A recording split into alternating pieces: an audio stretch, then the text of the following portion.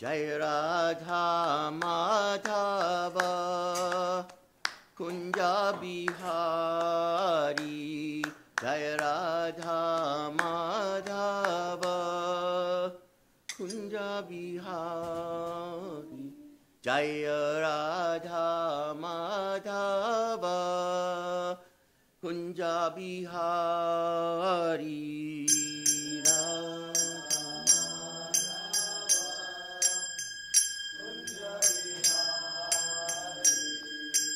गोपी जन्ना पल्लवा गिरिवरचारी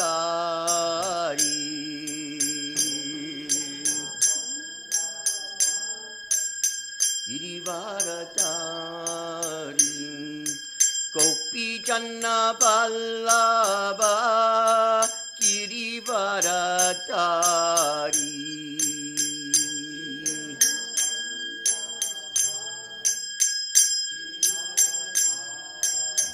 यशोदनंदन ब्रज जन रंजना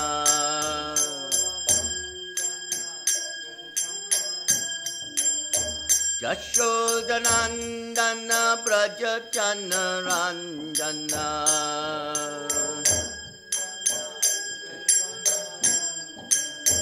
जमुना तीरा वनाचारी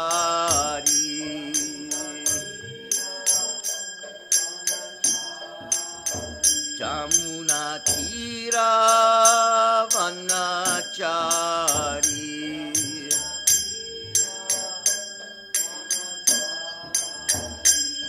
जय राधा माधव कुंज बिहारी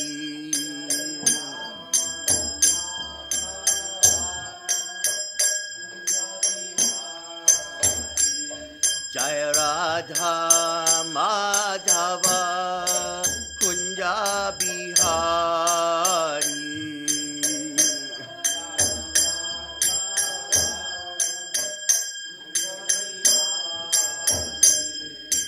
गोपी जन पल्लवा गिरिवरचारी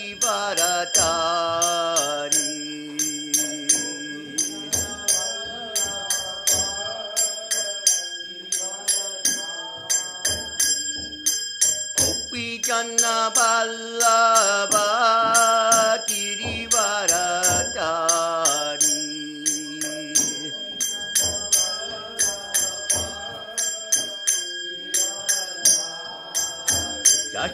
यशोदनंदन ब्रज जन रंजना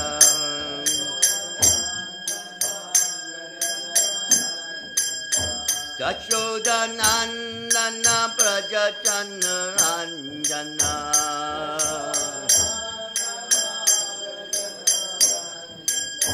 जमुना तीरा वनाचारी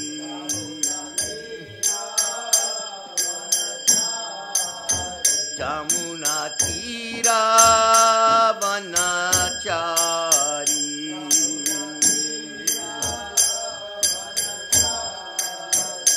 जय राधा माधव कुंज बिहारी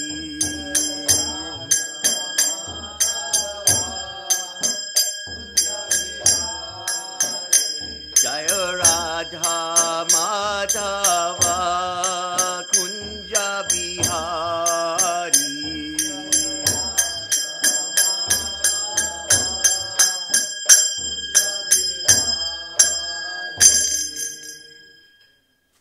जय ओम Vishnupad Paramhans परिव्राजकाचार्य Asatharasati Sri Srimad, His Divine Grace, ISKCON Founder Acharya, BBT Founder Acharya, A.C. Bhaktivedanta Swami, Srila Prabhupada Ki Jai, Ananta Koti Vaishnava Vrinda Ki Jai, Nama Acharya Srila Haridas Thakur Ki Jai, Premchikaho Sri Krishna Chaitanya Prabhu Nityananda, Sri Advaita Gadadhara Srivasa Adi Gaur Bhakta Vrinda Ki Jai, Sri Sri Radha Krishna Gopa Gopinath Shyam Kunda Radha Kunda Kira Govardhan Ki Jai, Sri Vrindavan Dham ki jai, Sri Mayapur Dham ki jai, Sri Bhakti Center Dham ki jai, Jamuna Mai ki jai, Ganga Mai ki jai, Asimati Tulsi Maharani ki jai, Bhakti Devi ki jai, Samaveda Bhakta Vrinda ki jai. All glories to the assembled devotees, all glories to the assembled devotees, all glories to the assembled devotees, all glories to you, Srila Prabhupada. Thank you.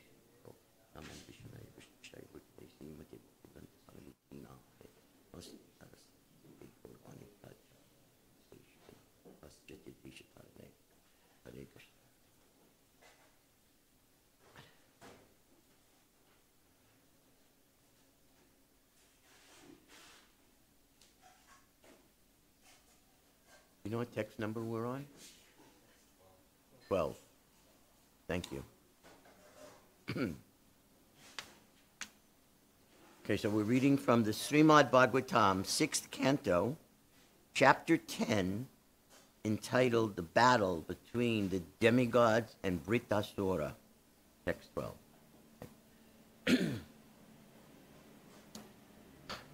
Om Namo Bhagavate Vasudevaya.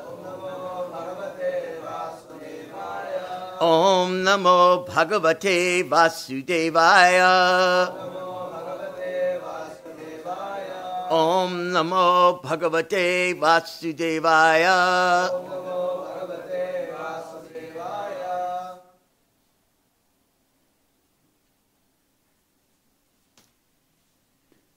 Okay, the Sanskrit words for text 12.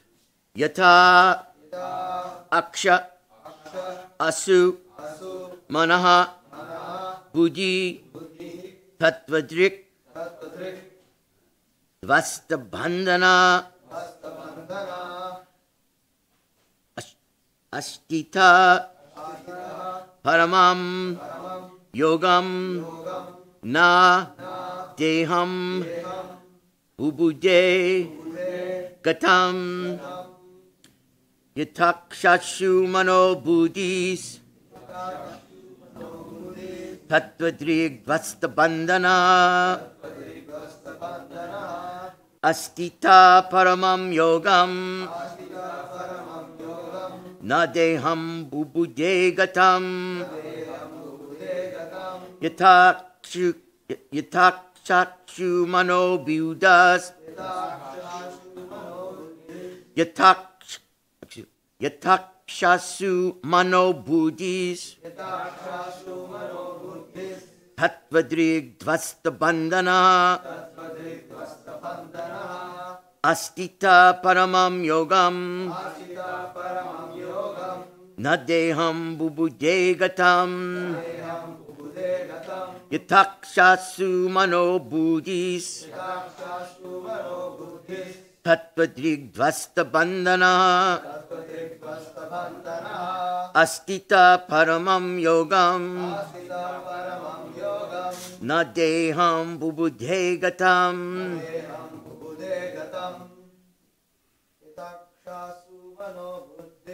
Yatakshashu Mano Buddhis Tattvadrig Dvasta Bandhana Tashtita Paramam Yogam Nadeham Bubude Gatam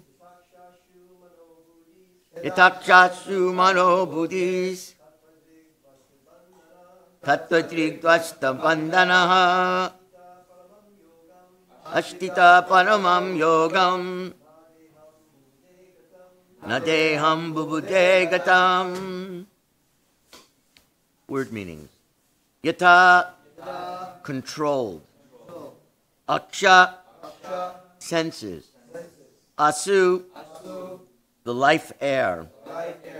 Manaha, the mind. Buddhi, intelligence. Tattvadrik, one who knows the tattvas, the material and spiritual energies. Dvasta Bandhana, liberated from bondage. Astita, being situated in.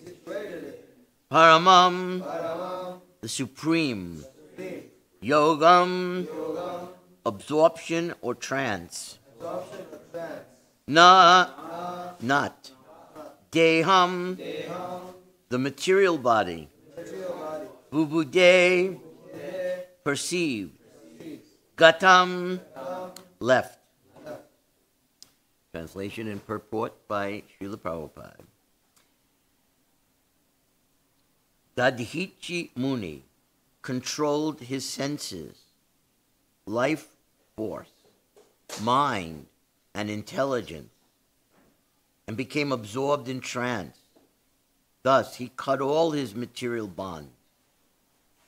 He could not perceive how his material body became separated from his self. We can repeat. The Dachi Muni controlled his senses, life force, mind and intelligence, and became absorbed in trance. Thus he cut all his material bonds. He could not perceive how his material body became separated from his self.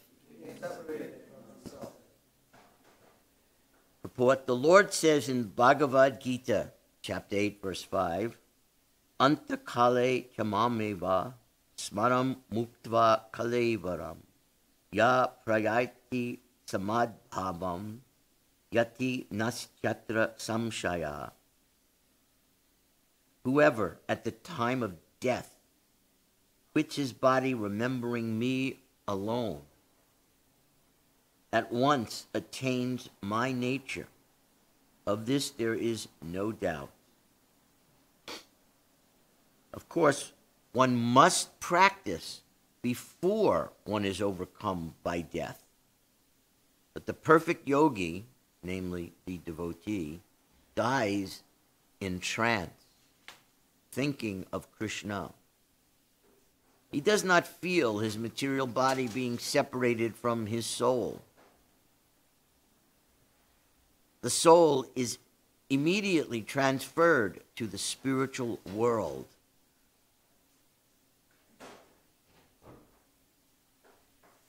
Chakva deham ponar janmanaiti mam eti. The soul does not enter the womb of a material mother again, but is transferred back home, back to Godhead.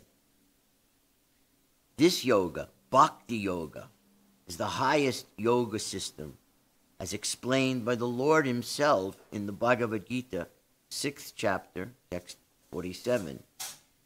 Yoginam api sarvesham madgatenantaratmana shradhavan bhajate yomam same yuktatamo mataha.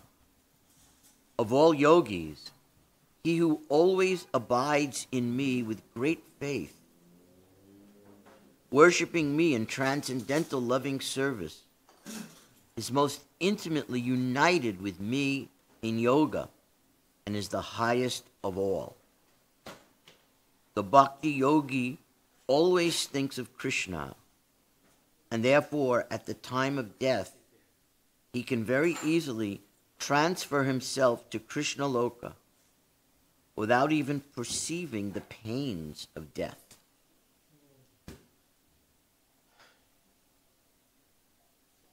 Om Agyana Timirandasya Gyananjana Chalakaya Chakshus Un Militanjena Tasmai Sri Gurave Namaha.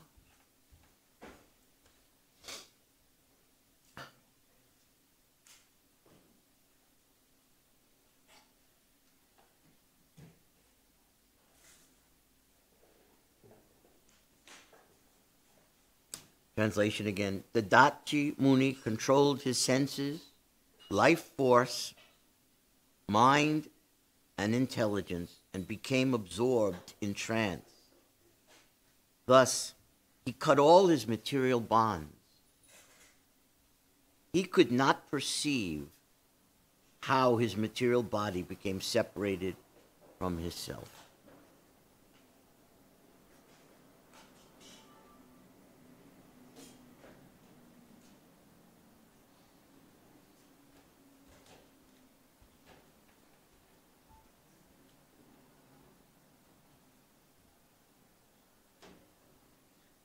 Just trying to think where to begin. There are so many themes contained in the last verse and in this verse and in this chapter. The battle between the demigods and the Vritrasura demon.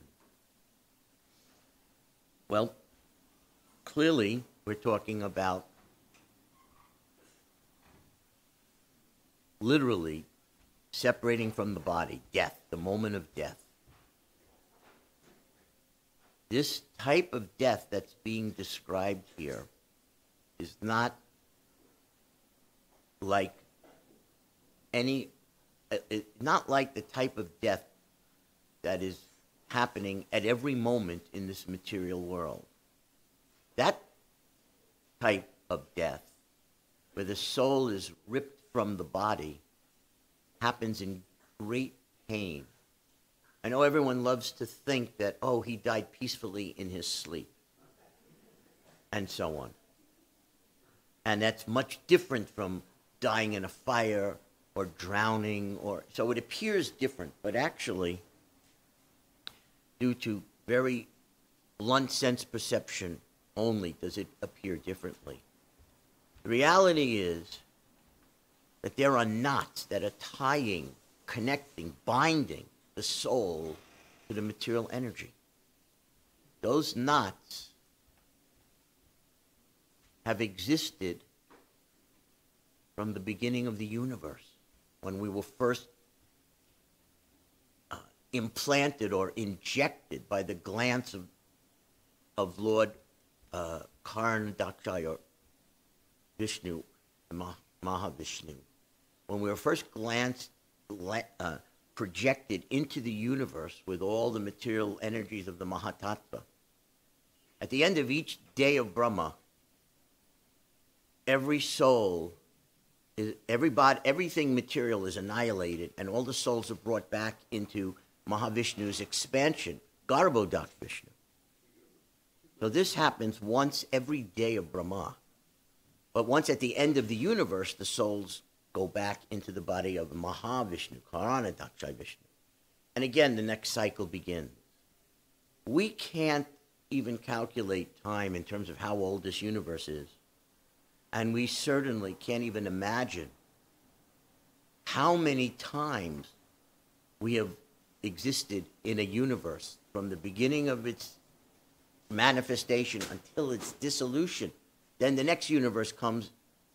We embodied jivas, we conditioned souls, have been in this mahatattva, this material cycle, from time immemorial. Actually, even before this universe. So we can't even imagine what kind of bondage, what kind of attachment or bondage is holding us through that period of time. What is the strength of that bondage? It's incalculable, it's as incalculable as time is immeasurable. So, despite the appearance of how one dies, the fact is that that bondage exists in our consciousness. And therefore, whether it appears that you're sleeping or awake, at the moment of death, that consciousness, which is so tied in to the material body, by this immeasurable power of these bonds, is feeling the ultimate pain and fear and anxiety on a material plane. I'm being ripped out of, I'm dying. It goes against the fact that the soul is eternal. Its nature is eternal. Anything that appears to not be part of that eternality is against our nature, and we can barely, we spend our entire existence trying to get back to living forever. Everything we do in every life cycle is, how can I preserve my life? So we see everyone is working very, very hard to maintain their body, to preserve their body, and to fight against anything that takes away from their health and the security and the well-being of their body. So naturally, when that moment comes, when the soul is being ripped from the body, it's the ultimate fear, it's the ultimate moment of pain. Regardless of whether you appear to be sleeping or awake, it's the most frightening moment for the soul. And at the end of that horrible pain, so much pain that consciousness itself blacks out. And then the soul's consciousness, after some period of time, just awakens again inside a seed or inside some egg that's been fertilized. And there you are. You have no remembrance of anything that you just spent your whole life energy trying to preserve. You can't remember who your wife is. You can't remember your husband. You can't remember your children. You can't remember your friends. You can't remember the land that you were part of or the home that you had. None of that. It's gone. And you can't even remember it.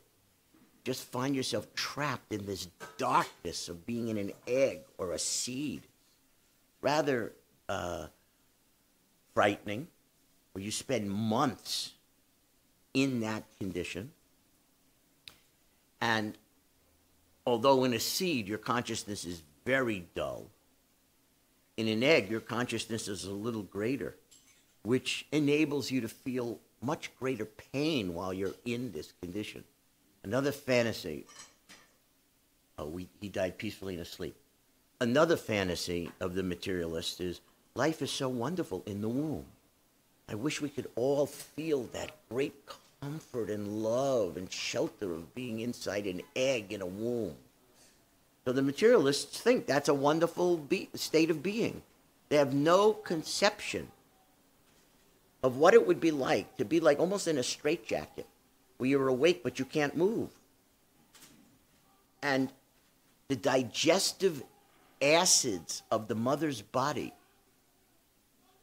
are burning your tender little skin, and through your little nerve endings, you're feeling a burning sensation practically whenever the mother eats. What to speak if she has other habits, such as taking intoxicants, or smoking, or any of these horrible other habits. That tiny embryo is overwhelmingly absorbed in pain. Just like that soul. Pain. The world is so painful, he's yelling. So, in the womb, this wonderful, cozy womb, you're in a bondage, you can't move, your body, your skin is burning up, and also, there are tiny, like almost microscopic other living entities that exist and are biting you. I can't even imagine this. You can't move, you can't brush them away, you're just trapped for months. You're being eaten. You're being burnt. And what to speak of the ghastly odors. You're living in a bathroom, practically. Smelling all the body excrement and bodily waste products. I mean, this is birth. This is the process. And then, at the right time, when you can't take that pain anymore, not even for another second, your body is developed to the point where I can't live here, it's too tight, everything is horrible. airs push you through a tiny opening. Nature did not design the opening to be big enough. It's another type of misery of birth, both for the mother and for the baby. It is not a pleasant experience when you are trying to be pushed through a tiny hole and pushing, however long it takes, sometimes a whole day. I mean, it's inconceivable that you're going through this. And when you finally emerge, oh, so beautiful little baby, you're covered in blood and stew. They have to first clean you off before they can present you because it's so gross.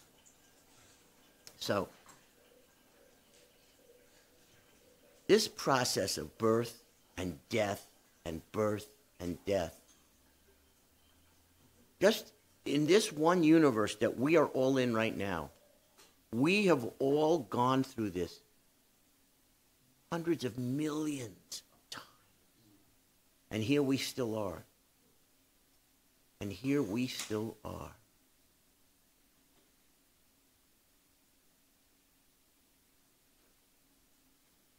So what we're reading about in this verse is a great soul who knows how to die in perfect consciousness of God, who's able to be absorbed in a trance, a spiritual trance, so connected to God that none of this affects him. Now, granted, this took place at the very end of Satya Yuga, beginning of Treta Yuga. So those beings, a million times greater than us in their intelligence, in their prowess, in their abilities, so on. But regardless of Satya Yuga or Kali Yuga, we have to be prepared for the moment of death. We have to learn how to be prepared for it. I am not ashamed, I am ashamed actually, to say I'm not yet prepared for the moment of death. I'm probably not yet prepared. I still have lapses where my consciousness is not solely fixed on my service to Krishna. And the second there's that lapse, the second, microsecond, that is a lapse in that consciousness on your service to Krishna, this infinite bondage that we've been in, this for an infinity of time, for an unlimited amount of time, immediately causes us to, oh, I'm the body. I can enjoy the senses through the senses of the body. I mean, instantly. When we lapse in our focus, we go back to that. How could we not? We've been in that state of consciousness for hundreds and millions of lifetimes. We've often given the example of how a person becomes very good at a skill by practice. So we have been practicing sense gratification, bodily sense gratification, for billions of years. We are very adept at it. It's instant when we're not focused on our service to Krishna. It happens instantly. And Prabhupada gives the simplest example. When you leave the light, when you're out, the light outside, and you go into a place where the light doesn't shine, you don't have to do anything. You're in darkness. Go outside, you're in light. This is the example of being focused on Krishna or not focused on Krishna. It's instant. You don't have to do anything. You will immediately revert back to Maya consciousness, bodily consciousness. And we can't die in that state of consciousness, or we will take another horrible birth. Even if it's in the family of devotees, it's still not something that you sign up for. Oh, I want another birth. I want to be in anxiety, when I'm quitting my body, I can't breathe, I'm gasping for air. The moment the soul is leaving the body, if you're attached to that body, you think you're dying. When the soul can never die, but you think you're dying, where's air? Where is... You're clinging, and it's very frightening and fearful and painful. So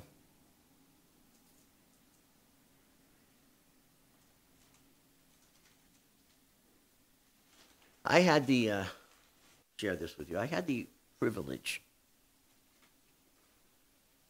one time of seeing a devotee quit his body in a perfect state of samadhi. It was in 1977. A great saint, a amazing son of Srila Prabhupada, had come to New Dwarka to spend his last days with us. His name was Sriman Jayananda Prabhu. He had his body had contracted one of the most painful cancers that we know of in this earthly realm. They call it Lou Gehrig disease. They have different names for it, but that cancer causes every nerve ending of the cells to feel like you're on fire. So he was pushing through this pain while he was doing his service up until the point where he could no longer, even in a wheelchair, he was pushing through his service.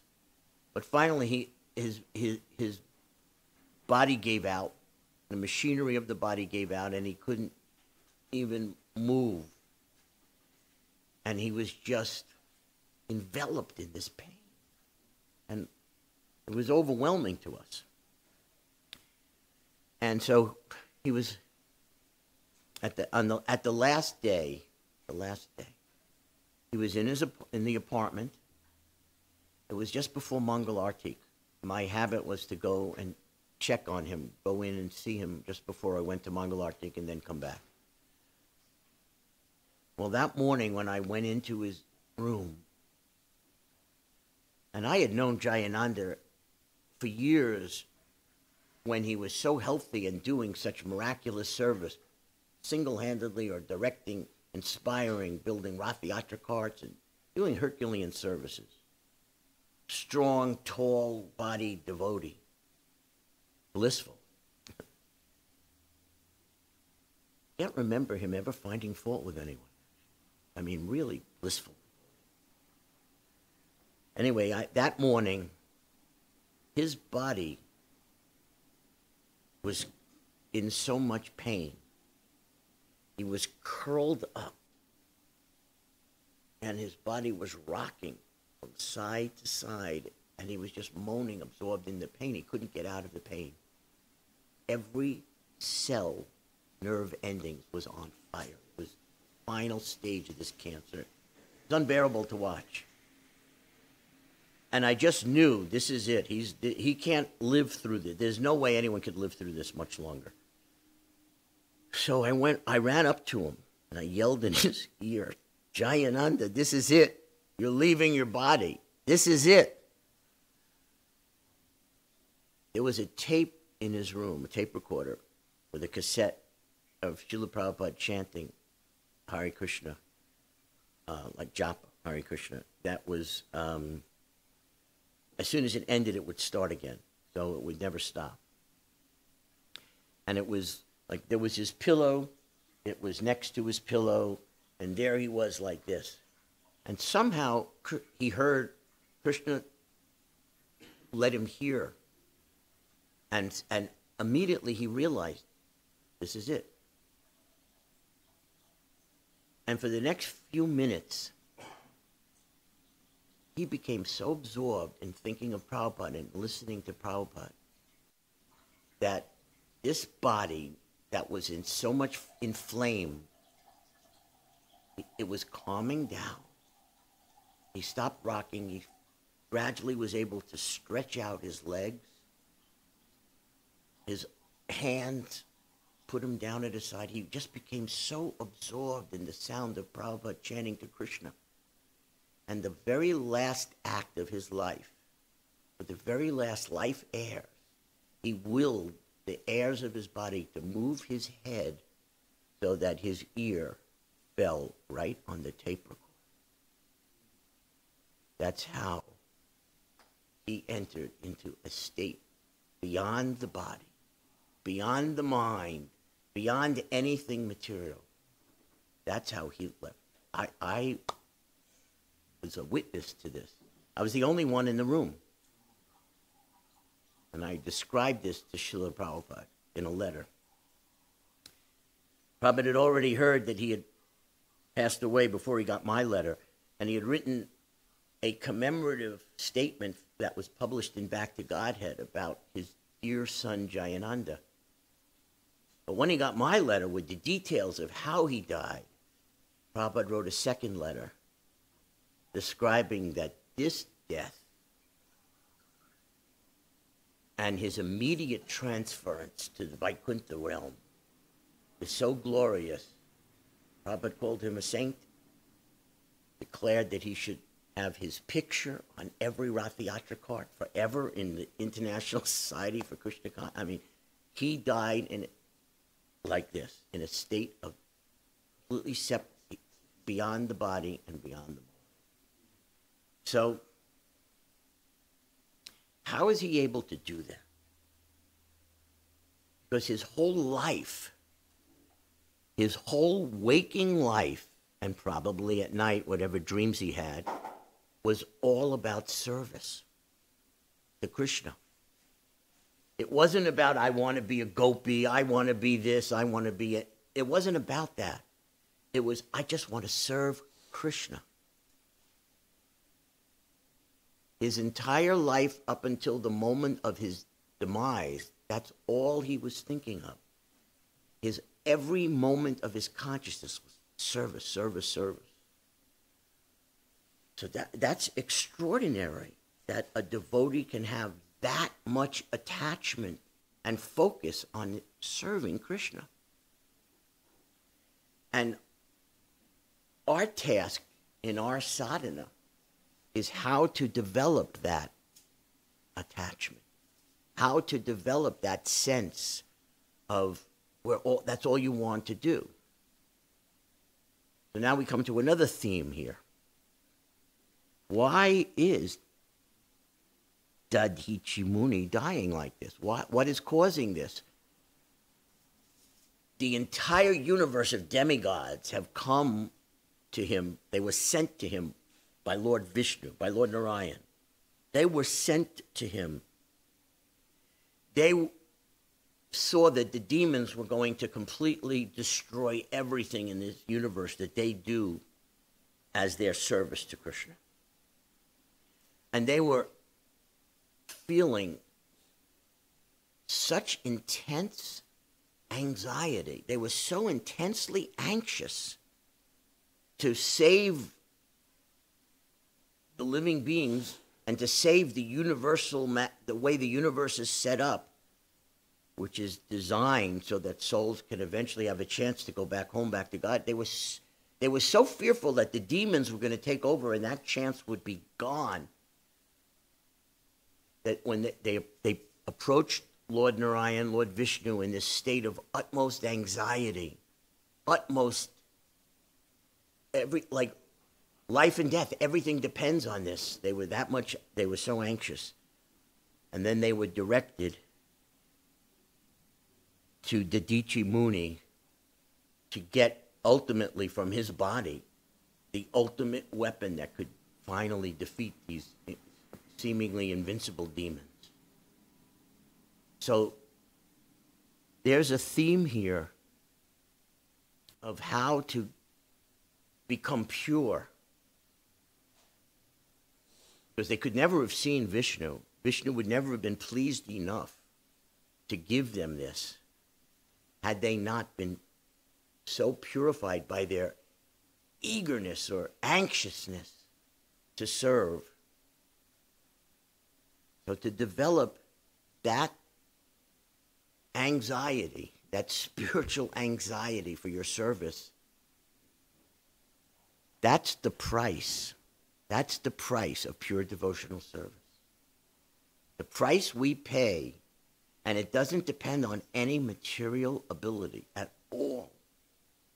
The price we pay for pure devotional service is eagerness. Eagerness is driven by almost like an anxiousness for it. And we are yogis.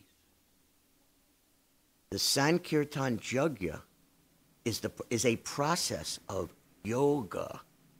It's a yogic process of connecting souls other than ourselves to Krishna.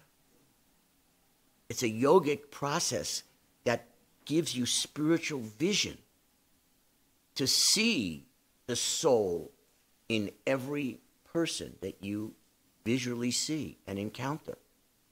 To see the condition of that soul as a person who's got all this karma built up from past lives and from their current life. No one is living a sinless life. Everyone, you're stepping on creatures without knowing it. And what to speak of what they eat and how they're implicated in the killing of any kind of living entity. Even if they're vegetarian, they're still implicated in killing. So this is a yogic process that enables the practitioners to see the soul within the body, to see their condition, and to see what their future is, and to see and feel a genuine connection to every soul as if they were a member of your bodily family, irrespective of their size, what they look like. We don't choose who to go up to because they're overweight, underweight, or just the right weight. Old, young, or just the right age. Dressed well or dressed poorly. We make no distinction. This yogic process is about seeing every soul as a child of Krishna, as a part of God himself. And our samadhi is different from the samadhi that they practiced at the end of Satyayuga. Our samadhi is to feel so desperate to save other souls and to see them as part of Krishna and to see that Krishna wants them to come back to him. Krishna is forever inviting them. Krishna is even anxious to bring them back. In fact, the whole material universe is designed for that, exists for that. So our yoga practice of going out, and we may not like preaching or book distribution or chanting for others, but we do it anyway. That's tapasya. Eventually we will like it, but even if we don't like it, if we just know that Krishna likes it, in fact, he likes it more than anything else, so we'll do the tapasya because he likes it. That attitude is what will awaken this spiritual vision from this yoga practice. Eventually we will see souls. We will see Krishna. We will see Krishna's desire for them. We will see their future if we don't connect them. We'll see all of this.